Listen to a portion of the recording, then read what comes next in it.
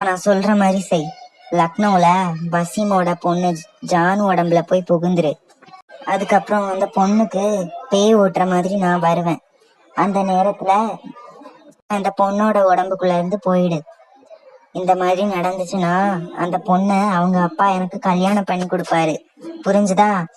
இதுல ஏதாவது ஒரு தப்பு நடந்துச்சுன்னு வச்சுக்கோயேன், உன்னை பாட்டில்ல அடைச்சு கடல்ல போட்டுருவேன்.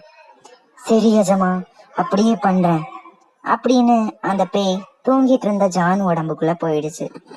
ஜானு கண் முழிச்சு கையில கிடைச்ச பொருட்கள் எல்லாத்தையும் தூக்கி எரிய ஆரம்பிச்சா. ஜானு, என்ன ஆச்சு உனக்கு அப்படின்னு சொல்லி வசீம் ஜானுவை திட்டினாரு. அதுக்கு, டேய், நான் ஒன்னும் பொண்ணு இல்ல, நான் தான் பேய். எனக்கு 5 ஆடுங்களை கொண்டு வாடா, எனக்கு ரொம்ப பசியா இருக்கு, இல்ல உன்னை தீத்து கட்டிடுவேன். ஐயோ பேய், யாராவது காப்பாத்துங்க அப்படின்னு வசீம் ரொம்ப பயந்து போய் ஊர்ல